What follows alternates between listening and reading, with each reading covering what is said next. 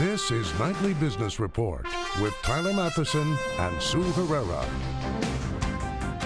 Streak snapped. The Dow's red-hot run comes to an end as the post-election rally cools off. Buyer beware. Shipping stocks are surging, but investors are advised to proceed with caution. Well, it definitely has affected our business. Ripple effect. As coal jobs disappear, entire towns feel the impact. Tonight, we hear the stories from Powhatan Point, Ohio. Those stories and much more tonight on Nightly Business Report for Wednesday, November 16th. Good evening, everybody. Welcome. I'm Sue Herrera. Tyler Matheson is on assignment. An unusual thing is happening in the stock market, and it is raising some eyebrows. Shares of shipping stocks, many of them tiny microcaps, have been surging since last week's presidential election. Just take a look at dry ships. The stock is up about 1,500% in the past week. Globus Maritime has soared about 675%, and Sino Global has climbed 450%. And this performance is even more peculiar because the sector has been facing a number of challenges as it deals with global overcapacity and sluggish trade. You may recall the bankruptcy filing earlier this year of South Korea's Hanjin Shipping. So what's going on? Dominic Chu takes a look at some theories and why investors need to proceed with caution. The stock market has been riding high since the election, and there have been a lot of bets placed on companies in industries that might benefit or be hurt by a Trump administration. But the recent surge in small and micro-cap shipping stocks has defied a lot of market logic. The question is, what is fueling this parabolic move? And traders are offering a multitude of theories on why bulk cargo shippers could be seeing brighter days ahead. Could a Trump presidency lead to a surge in spending on things like roads, bridges, and other infrastructure projects? If that were to happen, there could be a lot of demand for things like gravel, concrete, steel, etc., which could lead to more activity and more revenue for cargo shipping companies.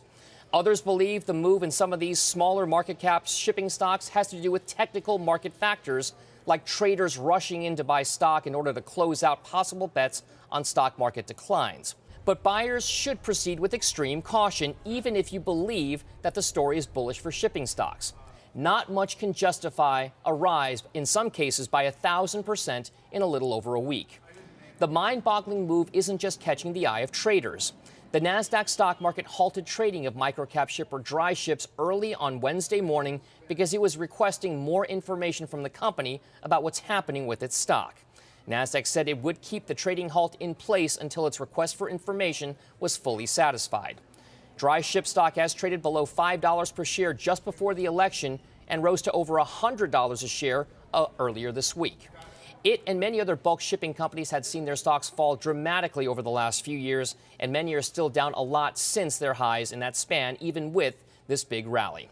Regardless of the possible reasons behind the big moves, anytime you see trading action like this in small and micro-cap stocks, many experts quote that Latin phrase, caveat emptor, translation, buyer beware. For Nightly Business Report, I'm Dominic Chu.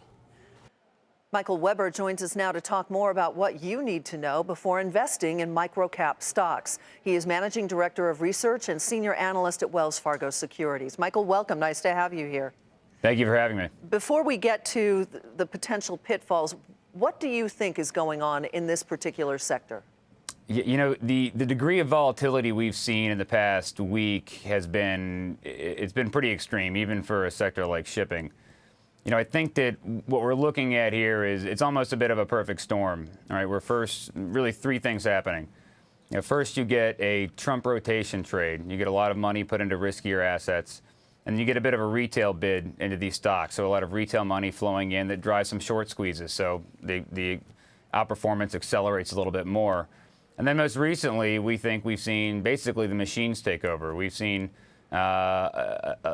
we've seen a significant amount of volume driven by algorithmic trading, which is how you're getting these kind of parabolic stock rises that we've seen in the past 3 or 4 days. And to be clear, for those who maybe don't understand what that is, that's a program that is put into a computer by a trading desk or by a money manager, and it's triggered when a stock hits a certain a certain point in the program. That's right. So you'll get a bit of a short squeeze, and then all of a sudden, once that performance hits a certain level, a program will take over and it'll just ride from there. So I think that's what we've seen. I don't necessarily think the last 2-3 days have been indicative of fundamentals, to say the least, but Right. even buyers or sellers. So, but you know, in a market that has had a little less volatility than some traders or investors would like, making it harder to make money, a lot of times when you see these stocks, the individual investor wants to get in. So what do they need to know before they even venture anywhere near a microcap, whether it's in shipping or some other sector?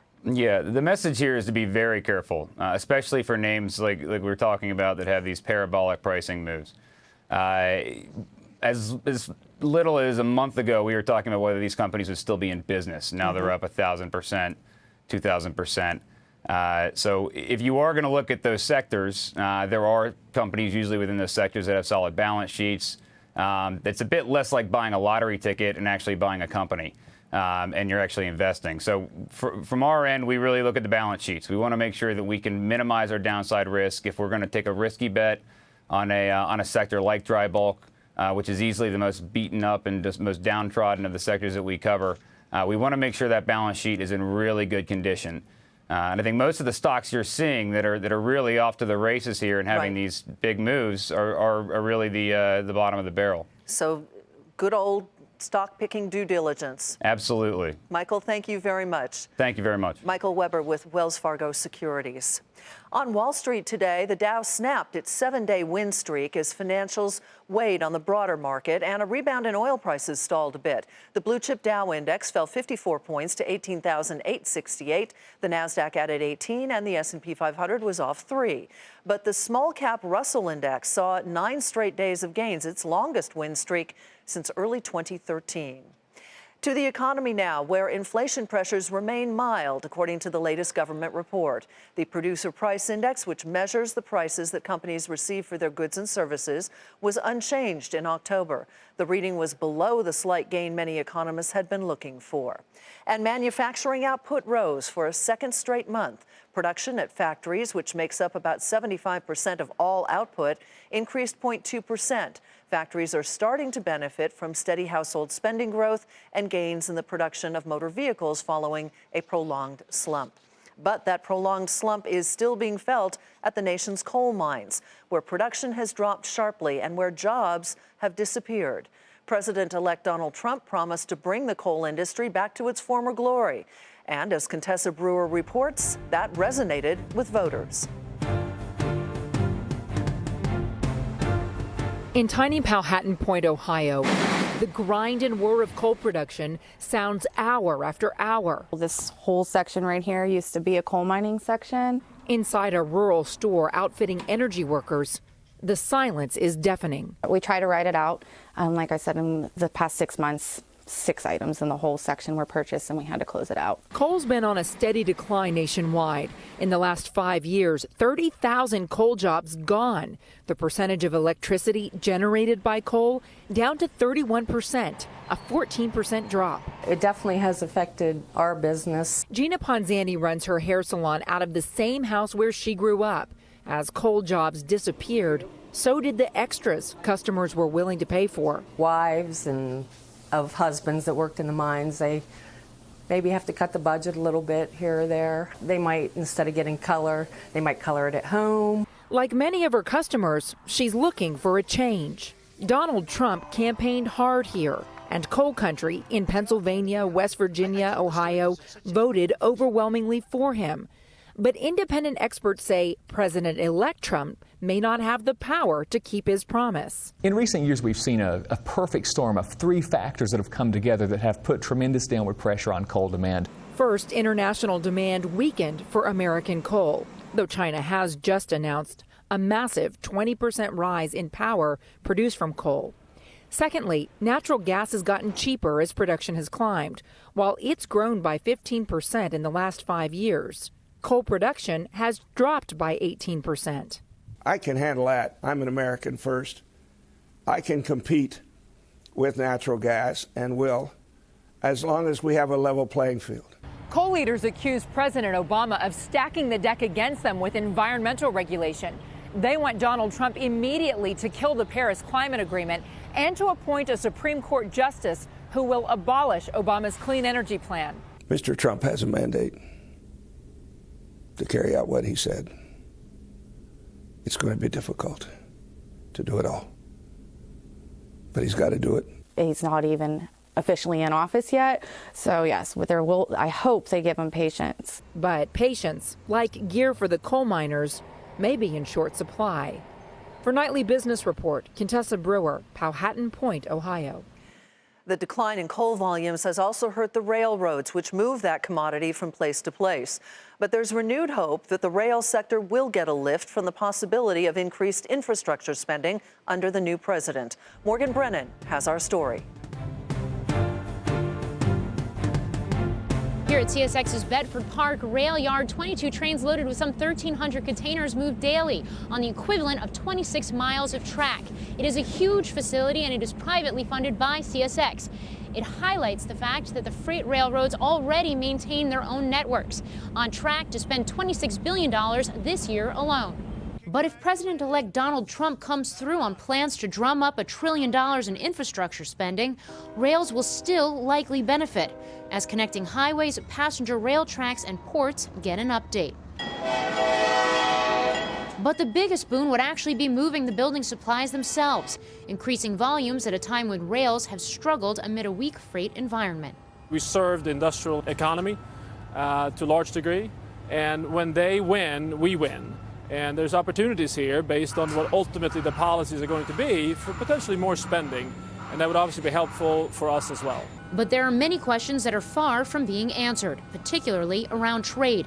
If the incoming Trump administration takes a more protectionist approach to trade, upending NAFTA and taking a tougher stance against China, that could have big ripple effects in the North American supply chain. For the U.S. railroads, about 1/3 of total traffic is trade-related, according to the Association of American Railroads, with chemicals, grain, and autos among the biggest groups. Analysts say some railroads would be more affected, particularly those that have benefited from booming trade with Mexico, a growth story in an otherwise tough freight environment. We're certainly going to see a shifting trade pattern, and that could certainly impact some of the railroads that go across border versus the eastern rails, which would hand it off to other railroads and continue that trade. And does that investment go back into that Rust Belt states where you could see more and more traffic originate from those areas? And more traffic could come. The president-elect has vowed to reinvigorate coal, which for the rails has plunged by half from a peak of 140,000 weekly carloads in 2008. But while coal deregulations could boost revenues, and certainly the stocks, not even the railroads themselves expect to return to the commodity's glory days. For Nightly Business Report, I'm Morgan Brennan in Bedford Park, Illinois. While out on the campaign trail, President-elect Donald Trump vowed to lower taxes. He promised to streamline the tax brackets and to cut taxes for the wealthy and the middle class. If all of this were to happen, how might his proposed tax changes impact you? Reed Frassa joins us, financial planner at Highland Financial Advisors. Good to see you. Welcome back, Reed. Good to see you, Sue. Thank you for having me back. You are looking back at history to tell us exactly what you think the president-elect will be able to achieve. Yeah, it's an interesting statistic dating back to Woodrow Wilson to the present. Every president makes promises during their campaign. Statistically, about 70 to 75% of those promises actually get fulfilled during their tenure as president. So looking at that, even Barack Obama has completed about 73% of what he promised. So the trend follows. So a good probability that a lot of these tax proposals are going to remain intact, at least 3/4 of them, probably. All right, so let's run through some of the things that you think will happen based on what the president-elect has said on the campaign trail. You say it's time now for individuals who have control over their income to defer some of that into next year. Right. So if you look at those tax brackets, he's basically taken 7 brackets and boiled it down to 3 brackets. It's some simplification, but it's a good possibility that you may be in a better tax position next year. So for those people who have control over their income, it's not everyone, but sole proprietors, people who have a small business, corporate executives who can control deferred comp, things like that, postponing until next year, you're probably going to be better off postponing any income you can until next year. You won't be worse off, and you may be better off. What if you're single, you file single? What do you think will happen? Especially since Mr. Trump may have a friendly Congress, so he may be able to get through some of his initiatives? It's interesting on the single tax bracket. So for single taxpayers, there's 3 brackets now. 12% tax bracket is for taxpayers who are going to be up to $37,500. The next bracket, 25%, is for taxpayers who are going to be up to $112,500, and then above that, 33%. So for single taxpayers, what we find is for both married and single, the people who are probably at that upper end of each of those brackets. So as you get close to the 30 to 37,000, as you get close to the 90 to 112,000, you may be actually end up being worse off than today.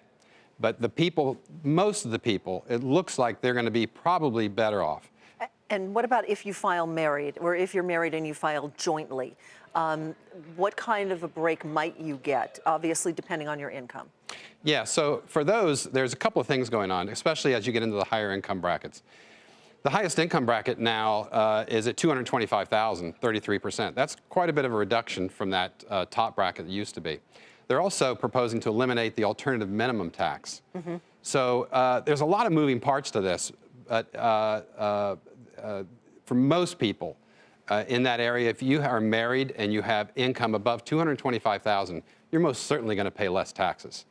We also see that the people in the very low bracket, whether you're married or single, you're probably going to pay less taxes. All right. Those are the two benefited. We will see what happens. Yeah, Reed, we thank will. you very much. Thank you. Reed Frassa with Highland Financial Advisors.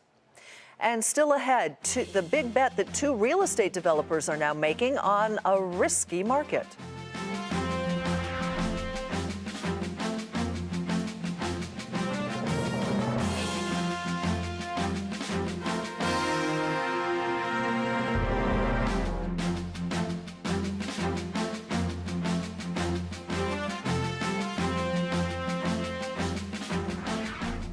The Securities and Exchange Commission approved a new system to detect market manipulation. The agency okayed the creation of a digital warehouse designed to track and leave an audit trail of every trade made in the U.S. market.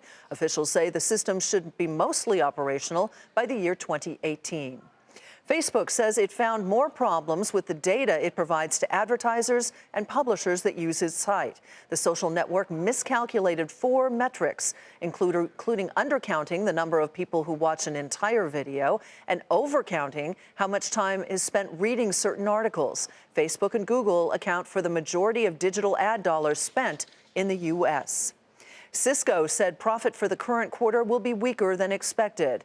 This as the Dow Components switcher and router business struggles with slowing demand and increased competition. In the most recent quarter, Cisco earned 61 cents a share, 2 cents better than estimates. Revenue fell about 2.5% to more than $12 billion. But it was the profit outlook that moved the stock in initial after-hours trading. The back-to-school shopping season helps Target get an A with investors, and that's where we begin tonight's Market Focus. The retailer said an uptick in digital sales helped it beat both profit and revenue estimates. The company also raised same-store sales guidance for the quarter, as well as its earnings forecast for the year. Shares rose 6% to $76.03. A slowdown in customer traffic caused Lowe's to post a disappointing quarter. The home improvement retailer missed profit and revenue estimates, as well as same-store sales expectations. Lowe's also cut its earnings outlook for the year. Shares fell nearly 3% to $67.02. The European Commission said Microsoft has reportedly made undisclosed commitments to European antitrust officials regarding the company's takeover of professional networking site LinkedIn. Reuters says the EU expressed concern last week over the $26 billion deal. The Commission is expected to give its approval decision December 6th. Microsoft shares were up 78 cents to $59.65, while LinkedIn shares rose 1% to $193.47. After the bell, L Brands, which owns Victoria's Secret and Bath & Body Works, posted better than expected earnings. But the company gave a weak outlook for the upcoming holiday quarter. Shares initially fell in after hours and ended the regular session down just a fraction to $67.93. Well, today, the Trump name was removed from 3 large apartment complexes in Manhattan. Workers took down the gold letters that spelled Trump Place on the building's facade. But the building's landlord, Equity Residential, said it was a business decision, not a political one. We've been in the process of dealing with this for over a year. Our goal was we have no interest in having any political position on anything. Once Mr. Trump made the decision that he was going to enter the political scene, we looked at it and said, you know, we just want to be neutral. We don't want to have an opinion.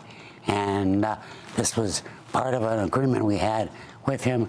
The agreement has expired, and we're basically renaming the buildings according to the street.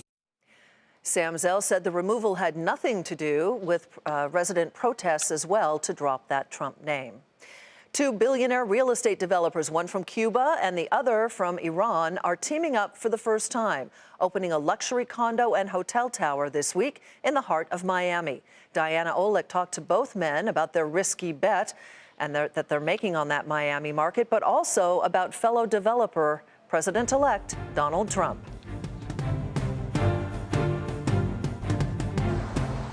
Luxury, style, and more luxury are the buzzwords at Miami's brand new SLS Brickell. 450 condos, 2 James Beard Award restaurants, and a hotel, all in one colorful tower.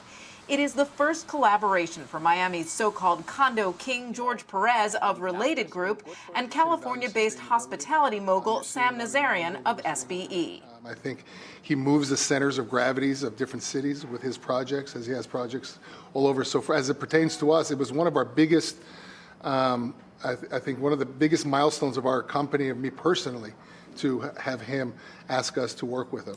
The project sold out in 90 days pre-construction. That was back in 2013 when sales were booming. The Miami market is now slowing down. Condo sales are off 25% compared to a year ago, and prices are falling for the first time since the recession. They're very safe investments, and nobody's speculating. There's none of our buyers that were buying saying, I'm going to flip this apartment before. They were buying saying, I'm either going to use it as a second home or I'm going to rent it. And by the way, our rental demand is huge.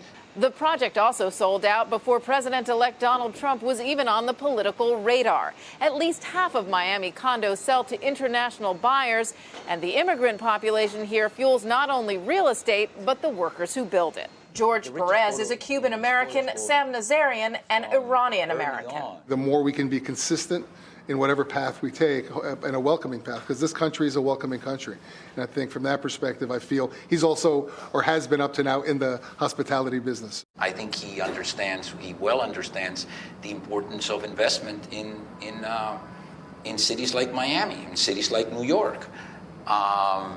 That's what has helped him become what he's become, and he's marketed his name internationally very well. But they believe in the market and keep putting the towers up. For Nightly Business Report, I'm Diana Olick in Miami. Coming up, the road ahead, how business may change for the auto industry during a Trump administration.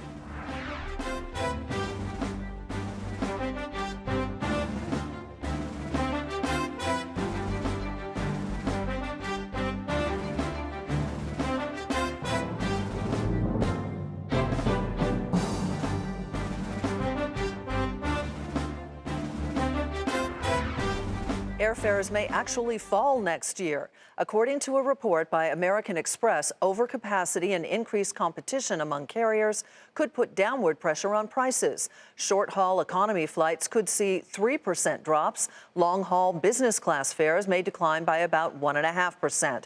But the airlines may charge higher fees to offset those lower fares. It is auto show season, and this year, near record sales, a strong economy, and a slew of new models are helping generate some buzz. Phil LeBeau is at the first big show in Los Angeles, where executives are talking about the president-elect and the new cars and trucks that are turning heads. In a city of stars, no expense is spared rolling out dream cars. Take the $323,000 Mercedes Maybach Cabriolet, unveiled in the Hollywood Hills. Mercedes expects strong sales of a rich vehicle only the very rich can afford. We're only building 300 worldwide, and we're only bringing 75 to the US. So we will have a situation that we already see where we have more demand than we actually have cars available. But I think that's the right strategy. LA remains the center of America's luxury vehicle market. but it's also become the largest market in the country for pickup trucks, which is why GM chose LA to roll out its new Chevy Colorado ZR2. What we know here is that, there's a lot of people who want to go off-road. They really want a capable vehicle, and I can tell you this is seriously capable. But amidst the new models, automakers are facing questions about doing business during the Trump administration. Will fuel economy standards drop? And will cars built in Mexico but sold in the U.S. face a 35% tax?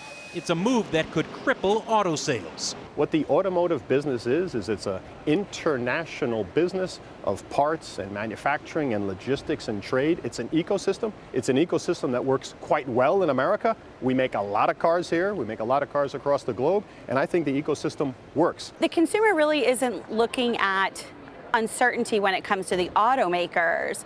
They're focused on what is being offered today, what is out there on their showroom floors. One thing is certain, demand for luxury vehicles is not slowing down, especially high-end SUVs. In fact, when you walk the floor and talk with auto executives here at this show, one thing is clear. They plan to feed America's appetite for bigger vehicles, which is why we should see more SUVs debut at upcoming auto shows. Phil LeBeau, Nightly Business Report, Los Angeles. And that is Nightly Business Report for tonight. I'm Sue Herrera. Thanks for joining us. Have a great evening, everybody. We'll see you here tomorrow.